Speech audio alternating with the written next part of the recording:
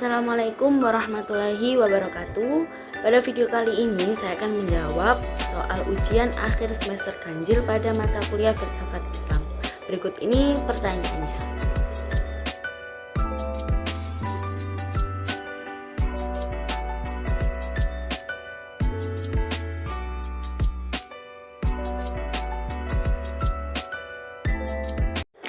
Jawabannya adalah Ibnu Rushd ini memiliki banyak karya filsafat.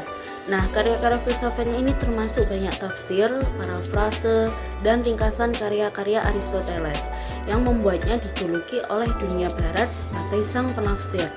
Ibnu Rushd juga semasa hidupnya mengabdi sebagai hakim dan dokter istana untuk kekhalifahan Muhawwidun. Ibnu Rushd adalah pendukung ajaran filsafat Aristoteles atau Aristotelianisme. Nah, ia berusaha mengembalikan filsafat dunia Islam ke ajaran Aristoteles yang asli. Ia mengkritik corak Neoplatonisme yang terdapat pada filsafat pemikir-pemikir Islam sebelumnya seperti Al-Farabi dan Ibnu Sina, yang ia anggap menyimpang dari filsafat Aristoteles.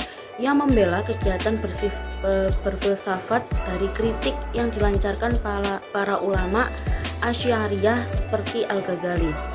Ibnu Rushd berpendapat bahwa dalam agama Islam berfilsafat hukumnya boleh, bahkan bisa jadi wajib untuk kalangan tertentu. Ia juga berpendapat bahwa teks Quran dan hadis dapat diinterpretasikan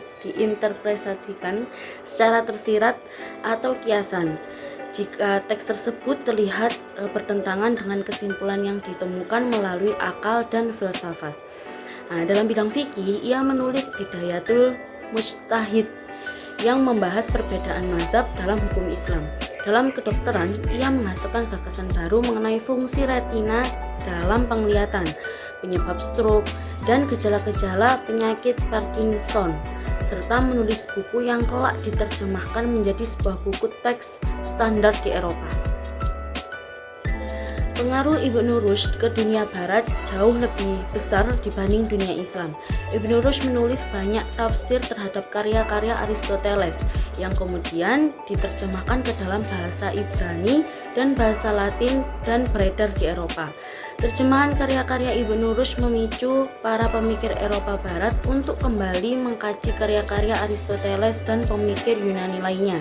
Setelah lama diabaikan sejak jatuhnya Kekaisaran Romawi, pendapat-pendapat Ibnu Rushd juga menimbulkan kontroversi di dunia Kristen Latin dan menginspirasi sebuah gerakan filsafat yang disebut Averroisme. Salah satu doktrinnya yang kontroversial di dunia barat adalah teori yang disebut kesatuan akal, yang menyatakan bahwa semua manusia bersama-sama memiliki satu akal atau intelek. Karya-karyanya ini dinyatakan sesat oleh Gereja Katolik Roma pada tahun 1220 dan 1277. Dan pemikiran Kristen Thomas Aquinas menulis kritik-kritik tajam terhadap doktrin Ibnu Rushd.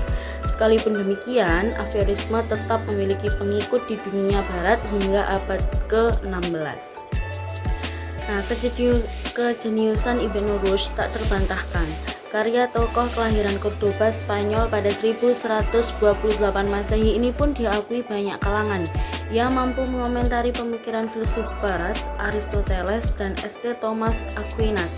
Pemikiran tokoh yang dikenal barat dengan sebutan Averroes ini merupakan sumbangsi berharga di puncak kejayaan peradaban Islam di Spanyol pada abad pertengahan.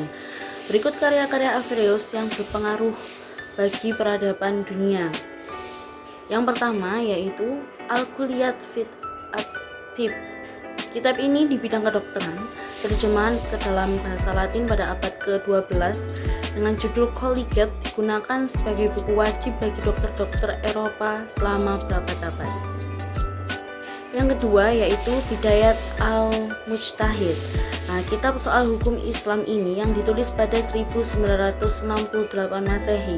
Kitab analisa hukum Islam ini oleh para sarjana dianggap sebagai karya bercorak mazhab Maliki yang representatif.